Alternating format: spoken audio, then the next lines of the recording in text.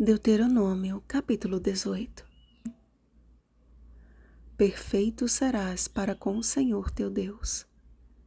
Versículo 13. O zelo dos levitas na rebeldia do povo no Monte Sinai lhes consagrou para a obra sagrada do santuário. As famílias desta tribo foram organizadas para cuidar de diferentes partes do tabernáculo e da descendência de Arão se perpetuaria a linhagem sacerdotal. Esse tema precisava ficar bem claro na mente dos filhos de Israel, para que o povo comum não se aproximasse das coisas sagradas e morresse. Como o Éden foi a escola de nossos primeiros pais, o santuário tornou-se a escola de Israel, ensinando-lhes lições diárias sobre santificação e o plano da redenção. Era costume entre os povos pagãos consultar quem lhes oferecesse algum tipo de agouro. Através da necromancia, magia e consulta aos mortos, eles praticavam rituais e cerimônias abomináveis, como, por exemplo, o sacrifício de seus próprios filhos. Deus foi muito enfático com relação a isso, pois todo aquele que faz tal coisa é abominação ao Senhor.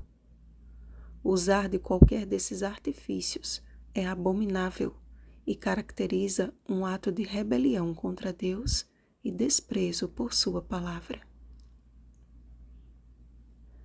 Quão diferente é, no entanto, o papel de um profeta de Deus. Não há predições humanas, nem concepções falíveis ou consulta aos mortos, e sim a perfeita vontade de Deus expressa através de um instrumento escolhido para este fim.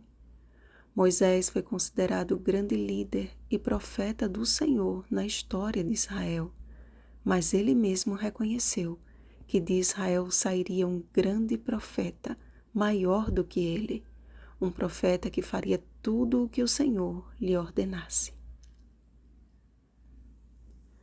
Apesar de ter sido sobremodo importante, o ministério de Moisés jamais poderia superar o ministério de Cristo. Daquela nação, apesar de inconstante e rebelde, sairia a salvação não apenas de Israel, mas de toda a humanidade. Jesus veio e cumpriu fielmente as palavras de seu Pai. Eu nada posso fazer de mim mesmo, declarou ele.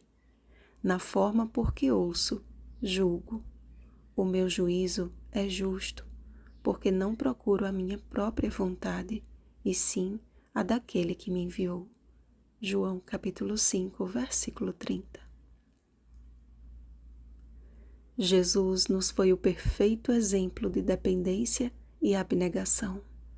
Inteiramente entregue à vontade do Pai, não dava um só passo sem que antes não houvesse buscado em oração toda a sabedoria necessária.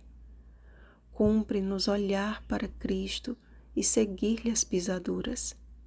Precisamos atender ao seu chamado. Aprendei de mim, porque sou manso e humilde de coração. Mateus capítulo 11, versículo 29. O vasto e rico conhecimento de Deus está à nossa disposição, e a cada dia nos é dado o privilégio de adquirirmos a inscrição de seu caráter por intermédio do Espírito Santo. E eu colocarei o meu Espírito dentro de vós, e vos farei andar nos meus estatutos, e guardareis os meus juízos, e os farei. Ezequiel capítulo 36, versículo 27.